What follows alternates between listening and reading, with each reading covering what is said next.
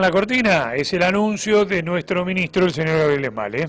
Bien, chicos, ayer me hicieron una pregunta que es una pregunta repetitiva, una pregunta recurrente, que ya la hemos contestado, no me acuerdo si la semana pasada o hace 15 días atrás, y cada vez que alguien tiene un vencimiento de algún plazo fijo, viene la pregunta: ¿y qué me conviene?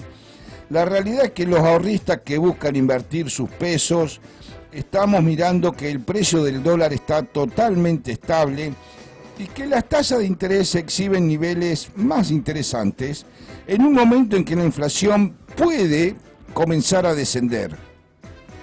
Hoy a las 4 de la tarde se va a dar a conocer el número de inflación de diciembre, se espera alrededor del 2,5, ojalá sea 2,5 tuvimos en el mes de noviembre. Se espera alrededor de 2,5, ojalá sea 2,4, 2,3, ¿sí? Entonces eso estaría marcando el descenso.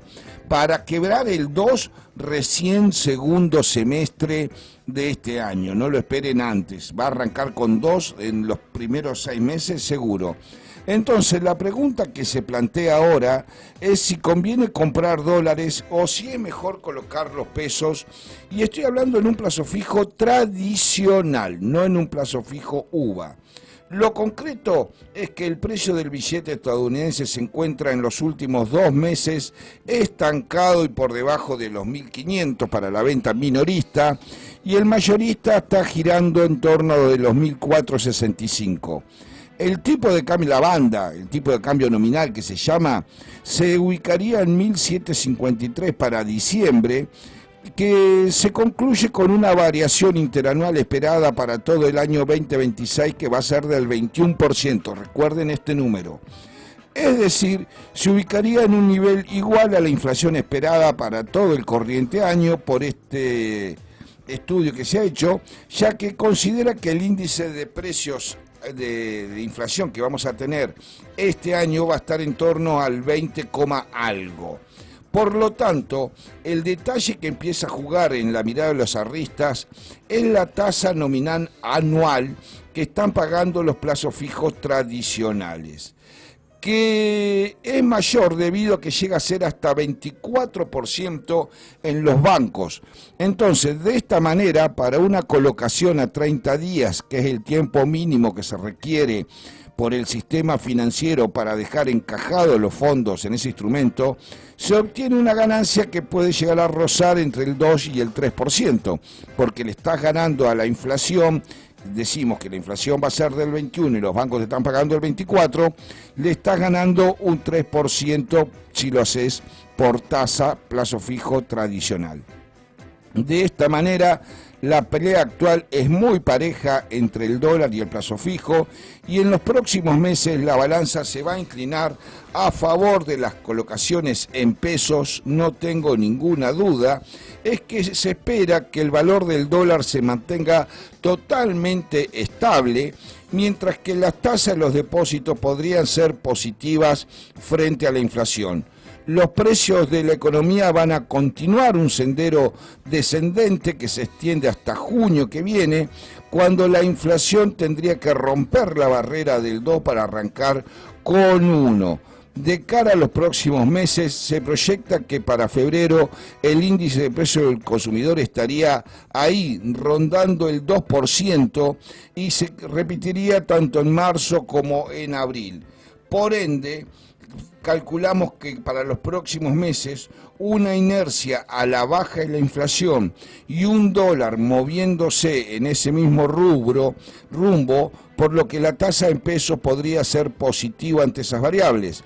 Entonces el plazo fijo sería el ganador en ese escenario, sobre todo en un marco en que el gobierno comenzó a comprar dólares, lo está haciendo a través del Banco Central, esto lo está haciendo para acrecentar las reservas, ayer volvió a comprar, y también por las nuevas bandas de flotación cambiarias que se acomodan desde este año justamente en base a las mediciones de la inflación de 2 meses atrás. Acordate que yo en algún momento te conté que la banda se va a ajustar con T-2, que es tasa menos 2 meses.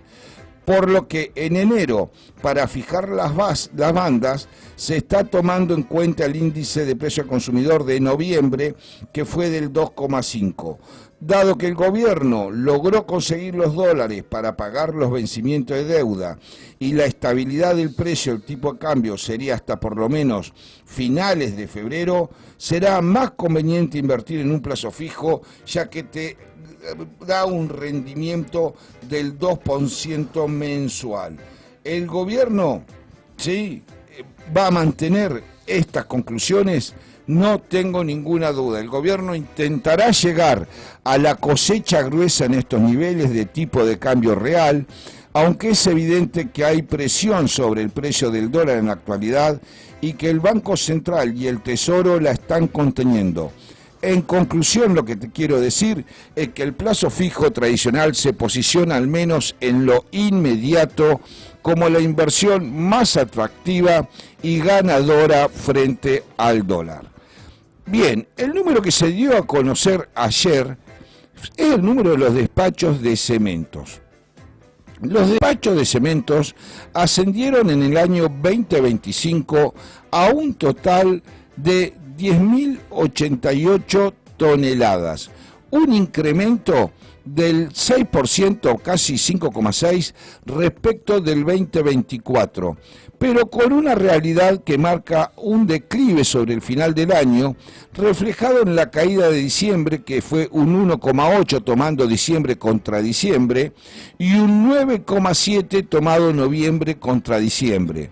La mejora anual obedece a que 2024 fue el periodo de peor desempeño desde el año 2015, incluso con un nivel de despachos inferiores al de 2020, cuando teníamos la pandemia del coronavirus que restringió la actividad de la construcción. O sea, fíjense eso, en el 2024 fue un año malísimo.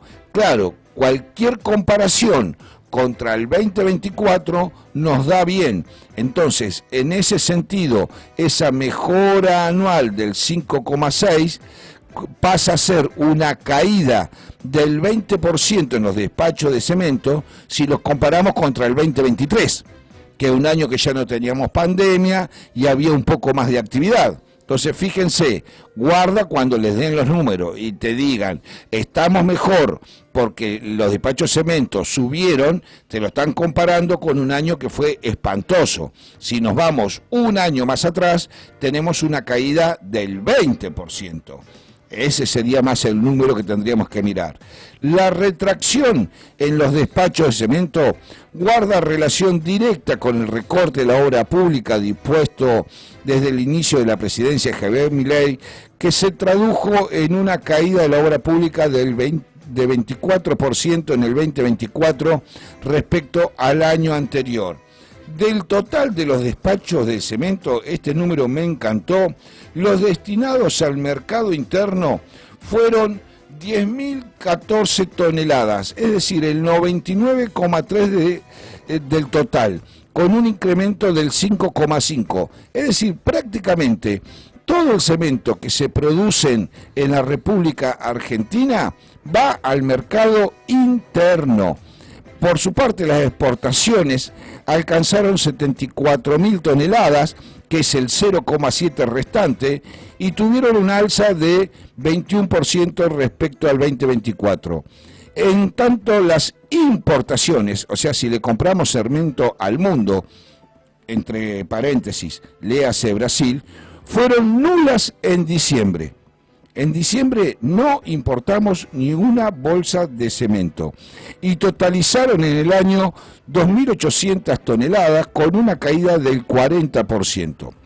Los números estos se corresponden con lo que dio a conocer Construya, que marcó para toda la actividad un alza anual del 6%, que incluye además el cemento Portland a otros materiales de la construcción. Así que guarda cuando, ahora yo calculo que hoy se van a empezar a publicar y algunos te van a decir, sí, estamos mejor, otros te van a decir, no, estamos peor. Acá te damos los dos números para que cada uno saque las conclusiones. ¿Cómo andamos de tiempo? Bien, bien, estamos bien. Bueno, ahorrar energía en casa dejó de ser solo una cuestión, ahora en verano especialmente, solo una cuestión de reducir la factura. Hoy te diría que es una forma concreta de cuidar los recursos, de cuidar el bolsillo, de disminuir el impacto ambiental y de optimizar el funcionamiento de los dispositivos que usamos todos los días. En un contexto donde el consumo eléctrico crece y las tarifas se actualizan con frecuencia, incorporar hábitos eficientes puede marcar una diferencia real tanto en el bolsillo como en el bienestar del hogar. Aunque muchas personas asocian el ahorro energético con pequeños gestos como apagar la luz al salir de la habitación, la mayor parte del consumo viene de áreas menos evidentes. Y estoy hablando básicamente de algo que estamos usando mucho hoy, que es la climatización, ¿sí? Los aire acondicionados. También hay que ponerle el ojo en el consumo eléctrico a los electrodomésticos. Entender cómo funcionan estos factores es clave para administrar mejor la energía disponible. Entonces, ¿qué tips podemos decir para que vos ahorres algo de energía?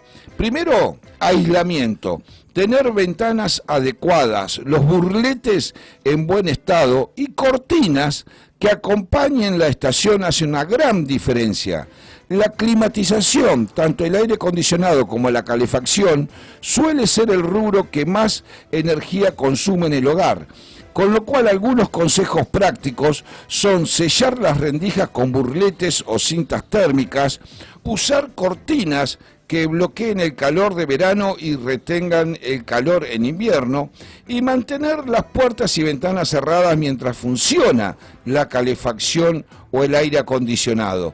Estos son algunos de los cositos que podemos dar, algunos de los tips. Lo otro, el termostato. Cada grado que se suma o se resta tiene un impacto directo en el consumo. Regular el aire acondicionado a unos 8 grados menos que en el exterior es lo recomendable. Entonces vos mirá, si afuera tenés 38 grados, ¿sí? El aire acondicionado tratá de ponerlo más de 24. Se recomienda siempre unos 8 grados menos de lo que hace afuera. Cerrar las puertas de las habitaciones también ayuda, porque los pasillos funcionan como cámaras de aire que mejoran el aislamiento y evitan la pérdida de energía. Otro electrodoméstico que consume mucha energía es la heladera. Yo te diría que la heladera es el electrodoméstico que más energía consume porque está funcionando las 24 horas del día. Entonces, ¿qué podemos hacer nosotros para reducir el gasto en la energía de la heladera? Primero, evitar la acumulación de hielo. Si tenés hielo, sácalo. Segundo, fíjate de tener bien ventilada la parte trasera, dejando un espacio entre la heladera y la pared. Otro es colocarla lejos de fuente de calor, como hornos o estufas. Estamos muy acostumbrados a tener la heladera pegada a la cocina. Sí, y eso es un grave error, tener la heladera pegada a la cocina. Otro es no guardar alimentos calientes y no abrirla más de lo necesario. Y adentro, algo que ahora estamos estudiando, es organizar la comida para que el aire adentro de la heladera circule. Si vos tenés una heladera eficiente, podés reducir hasta un 40% el consumo. Un buen uso de la heladera te reduce un 40% el consumo, que es un montón. El resto de los electrodomésticos, sí, y la cocina. Lavar la ropa a 40 grados en lugar de 60 cuando la lavamos con temperatura caliente es una gran conveniencia. Usar programas eco y aprovechar la carga completa del lavavajillas. No poner el lavavajillas con 4 platos, sino cuando esté lleno. Apagar el horno unos minutos antes para aprovechar el calor residual. La carne se sigue cocinando igual aunque vos hayas apagado el horno. Esto te permite ahorrar cerca del 15% de energía. Y cuando cocinás en una olla, tapar las ollas para que el agua hierva más rápido, no tenerla destapada. Y de esa forma evitas fugas de calor. Después lo que encontramos mirando en este estudio que hicimos es consumo fantasma.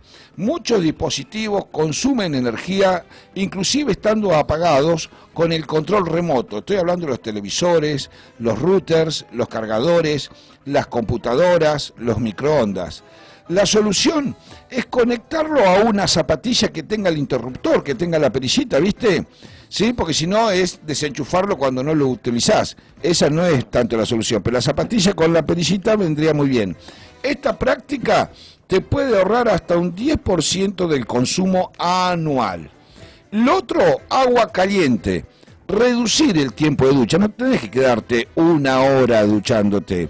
5 minutos consumen 1/3 de lo que demanda un baño completo. 1/3.